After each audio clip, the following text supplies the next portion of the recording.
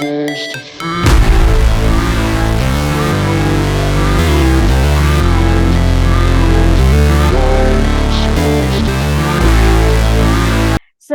hello, everybody. Hola, I'd like to welcome you again for another episode. This is our Real Estate Deals. I'm Gems, and I will be your host for today.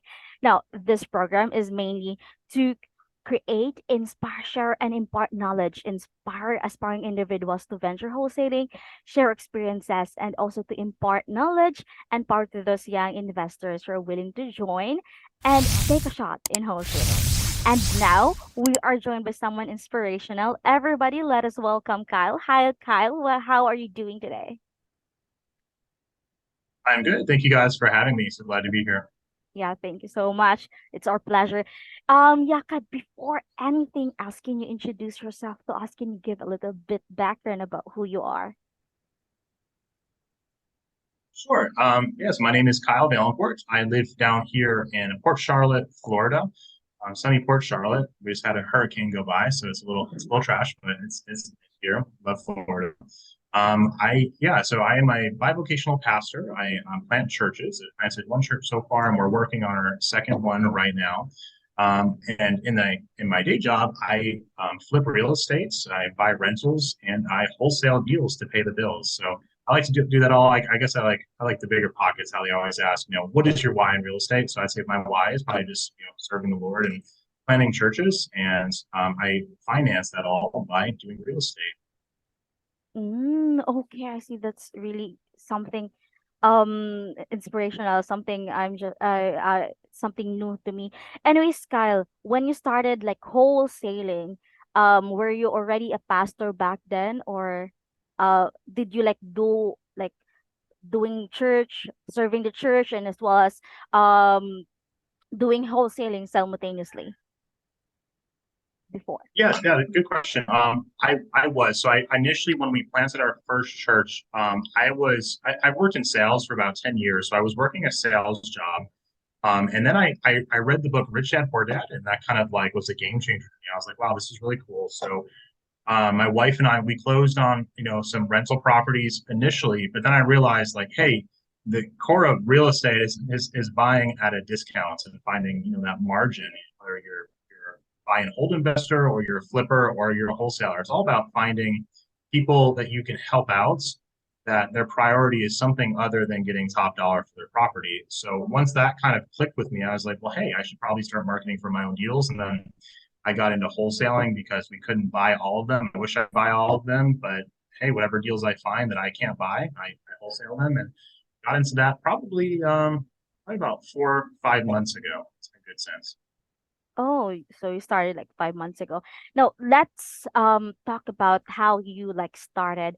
So can you tell us like your struggles in the beginning, if there is any, if there were, and how did you manage to like overcome those struggles? That's a good question. I think my biggest struggle to begin with was sort of analysis paralysis. I got into kind of a rut where like I had to read the books and I had to listen to all of the podcasts that came out by my favorite people just to pack information in my brain. So I think my biggest struggle was actually just making the step to switch from the education phase into the action phase.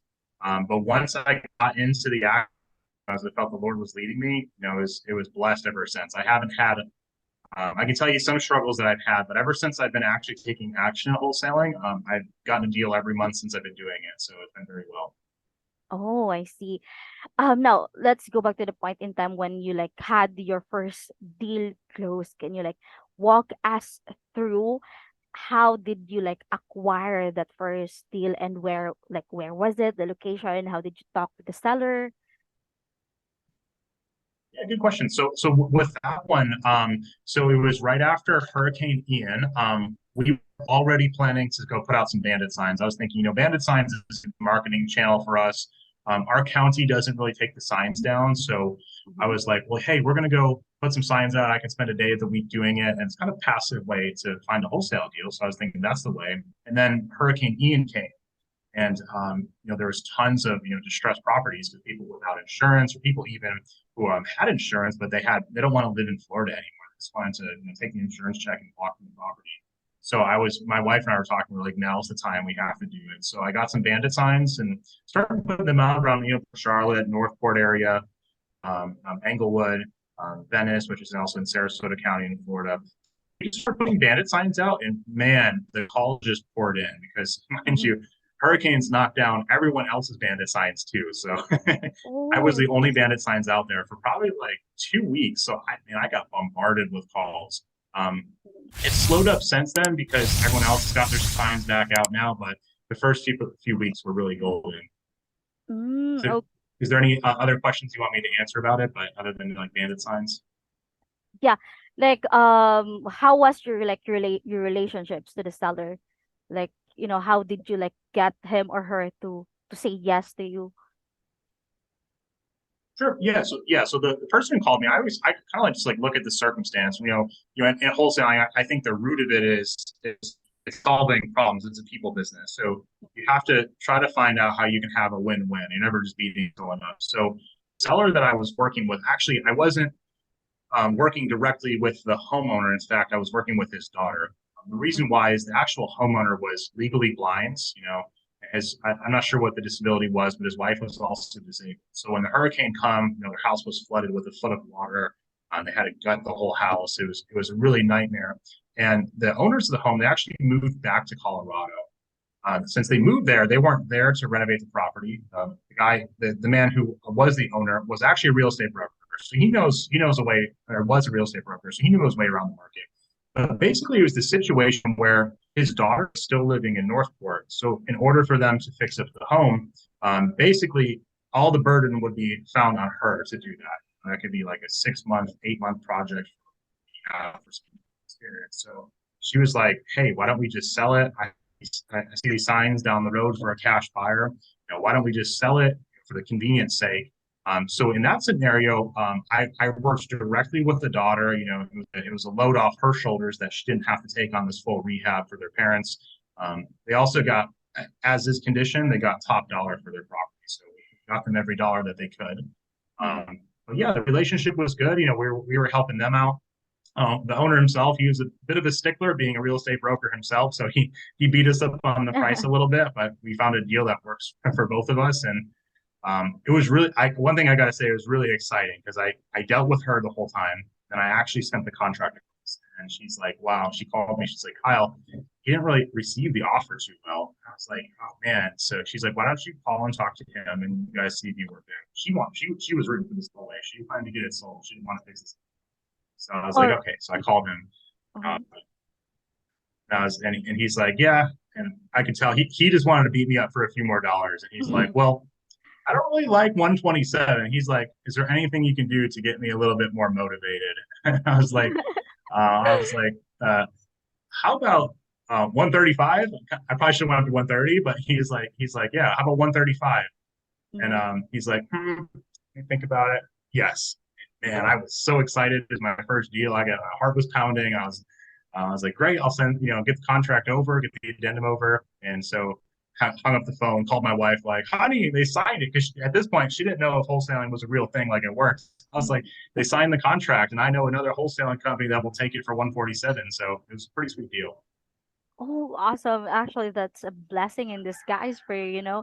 And how far back was it? Like just a couple of months ago? Yeah, this one was in October. Oh, I see.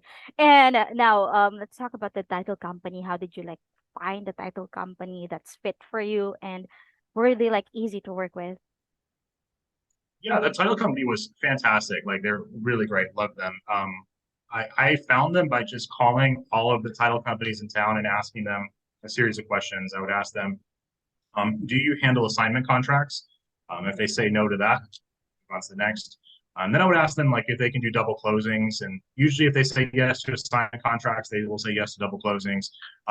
But then lately, the last deal I did was actually a sub two deal. So I've been asking the third question lately is that do you, not can you, but do you have experience handling sub two transactions? And that kind of gives you the tiers of title company. But yeah, the title company, they were great. Another thing I learned though is make sure you ask your title companies, do they do seller only HUD disclosures? Because a lot of title companies are not experienced.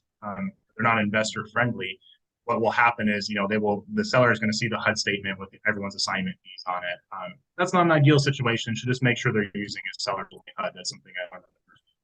Okay. Alrighty. Now, that's like the acquisition side of the deal. Now let's go to like the disposition side. Like how did you dispose the property? How did you find your cash buyers? So you mentioned earlier that you know a wholesaler that would buy it for like 147, right? So is that what happened? No, it didn't happen like that. So I had kind of had some eager expectations for October because I was thinking it was still like it was in early 2022, where you go to the RIAs and someone announces that they have a deal and everyone's there writing down the address and blowing you up after the meeting for the deal. Doesn't work like that anymore. So I guess that my expectations were reset. I thought I would have it assigned within 48 hours tops. Mm. Didn't really work like that. It took me a while to find the buyer. I got a lot of no's. So finally, I contacted a national wholesaling company. You probably know them; they're everywhere. Mhm. But they told me they could take it a certain amount, but actually they had to reduce the price eventually. So I think they dispoed it at 147, and I got 6,000 of that. So yeah, I think it was it 12,000. Yeah, we split it. We split it 50. I got Mm. 6,000 on the deal. They got another 6,000 from it for finding the buyer. Yeah, worked out good. Oh, so you JV the contract, the wholesale deal. Is that what happened? Yeah. I did. I ended up just taking it to Oh. them. Mhm. They do like an assignment option. So basically, you give them like 3 days, and Uh-huh. they have the exclusive option for it. And if they can find a buyer, well, basically, you set the price with them, but they have minimums. And this one was pretty tight because there's a lot of buyers who are a little sketched out about hurricane impacted areas because a lot of like non-flood zones were getting rezoned into flood zones, and there's a lot of uncertainty what was the market. So it's very hard to find buyers in this area. Okay. So like the first deal you've got, you've earned like 6,000. That's just even half of it, right? So that's awesome, man. You know, that's awesome. Yeah, it's And awesome. yeah, we all know that like there are like different ways you could earn in real estate, and wholesaling is just one of the many of them. Did you venture into other parts of real estate as well, such as leasing, rental, brokerage, fix and flipping, etc.? Um, yes, I would actually.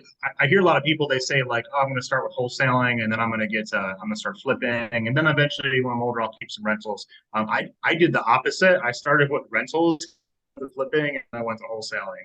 Um, but yeah, I already had as in our second flip with that, and our first house hack with that. So I already had 3 deals before I did my first wholesaling deal. But yeah, I kind of went backwards with the whole process. Oh, I'm I also a licensed realtor as well too. oh I got that also after wholesale. oh okay, I see. Now, what was like your highest deal so far in real estate? Not particular in wholesaling, but in real estate. How much like was it? And Um, yeah. yeah, the best one we did was a house hack turned live-in flip. We bought that in early 2021. About like we closed, I think. No, actually December 2020. Yes, December 2020. We closed on a duplex. We bought it with an FHA loan. Um, we had seller's concessions, so we probably put like $11,000 down in this duplex, and it was used a renovation loan. So we were able to buy a distressed property with conventional financing. Had some of the renovations financed, but I worked on the entire place myself. I literally put in kitchens, floors, everything, did all the work, and it was a nice duplex. And we ended up selling it late last year, and I think we netted like 112,000 and some change from it. So that's definitely the best deal we've done so far. Oh my God, 112,000. That's awesome, and that's great. So Kyle, this is just for fun, okay? Can you like give our audience like, a victory dance or a money dance perhaps? Even just the simple steps will do. Just, just for You the want me to do audience. a Yeah, little dance? just a okay, all right. That's okay. That's okay. Now, so Kyle, are you like with a team now, or you're still working alone, or you're planning to like build a team one day? Yeah, the way I'm doing it is, my dad is a contractor, so he's getting into it now. Like he wants, we're partnering. We have a flip under contract right now that we're going to partner on. So the idea is we're just going to keep it like a small family operation. So he's going to manage crews. We're going to have, a handful of flips going at a time. I'm teaching my wife how to answer the phones for like people calling from bandit signs. So just going to be like a small family operation. We don't have any aspirations of being a big national real estate empire. Just want to make a good living and have a secure passive income so we can do the things that matter most to us. Oh, it's like a family business. I gotcha, I gotcha. Now, everyone like make mistakes. So if you could like go back in time and change the mistakes you've made, what would be something you would have done correctly or better in getting your like failed, if ever failed real estate deal closed? Okay, is that just for wholesaling or is that for other deals as well? That for all the deals that you have.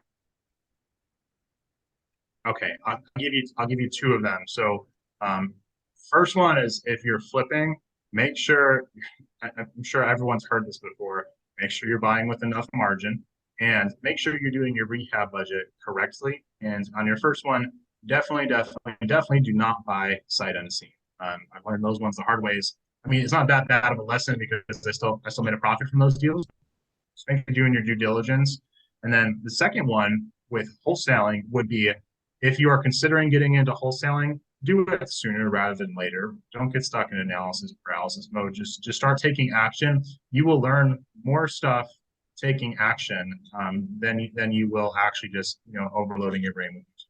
Not say that's not helpful. It is, but just get out there and do it, and you'll learn as you Okay, just do it, Nike.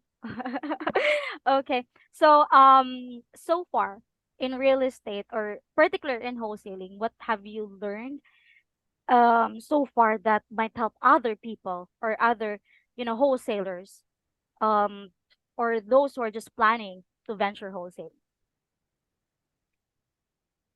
I would say make sure you understand how investors, like specifically flippers, because most wholesalers are selling to flippers. There's some buy and hold folks, but mostly you're going to be dealing with flippers. So I think it's really important that as a wholesaler that you understand how flippers actually consider their numbers.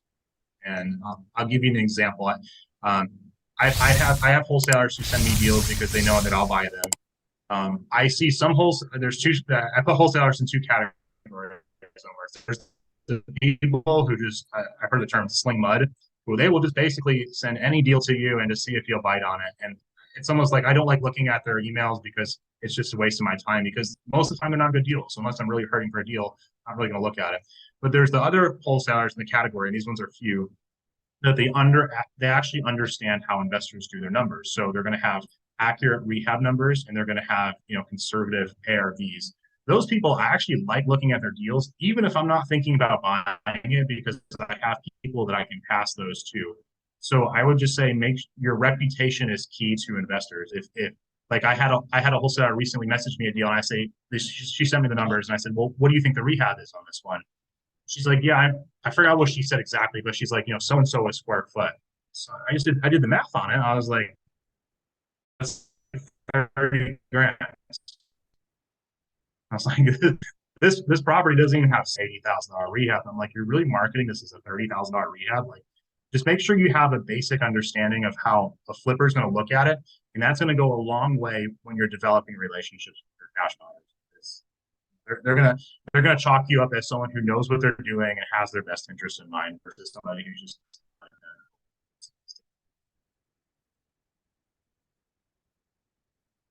I'm sorry, Princess. You're actually muted. I can't hear you. Hello, can you hear me now? Yeah, Yeah. thanks. No, you've already like shared like a lot of like tips and tricks. Now, is there any more like, trade secrets that you could share to us that, you know, so that everyone can be as successful as you are today?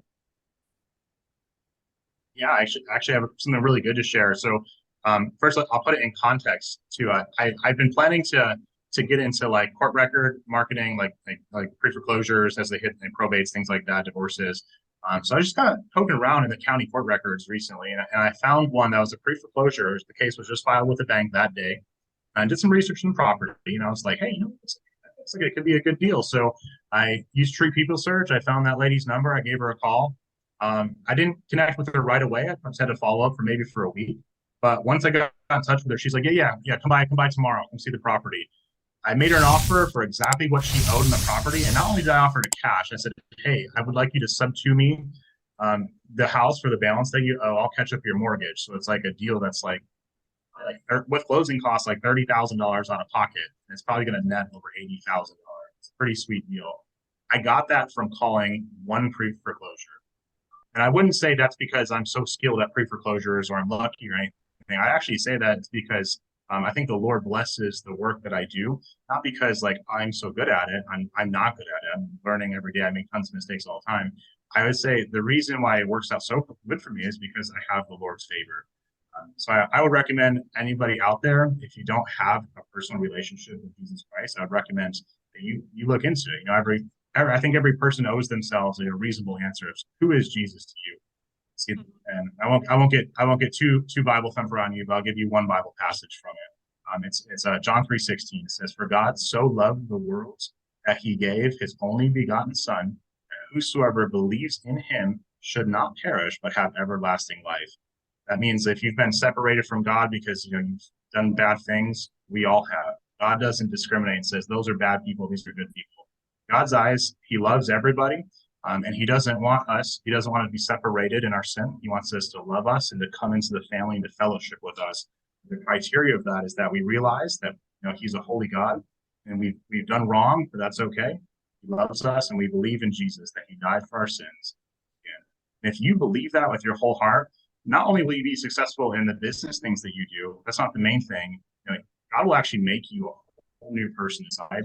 And everything that you do from that point on is going to be blessed. You're going to have the Lord's hand on it. And I think everything that I do, I feel blessed in it. I can call one pre foreclosure and get a deal from that, not because I'm smart, but because the Lord blessed that deal for me to take it down. So that's the one thing I could recommend that's going to help you with everything.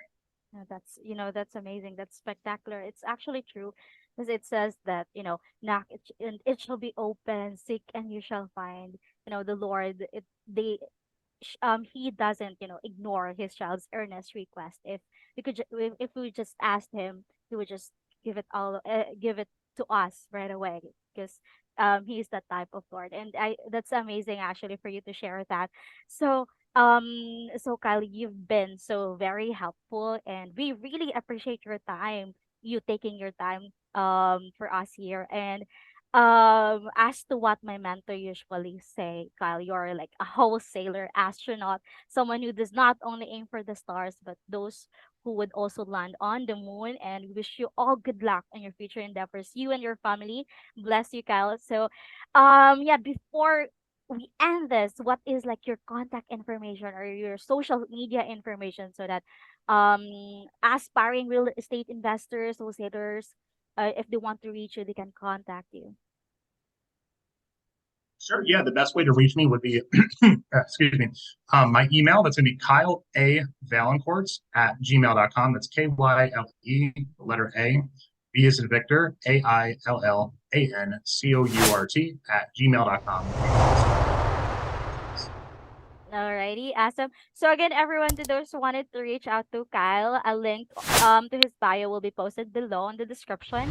And also please share, like, subscribe, and hit that notification bell below. Again, thank you. This is Jem telling you have a magnificent, spectacular, great day. Thank you, everyone. Thank you also, Kyle. Thank you guys.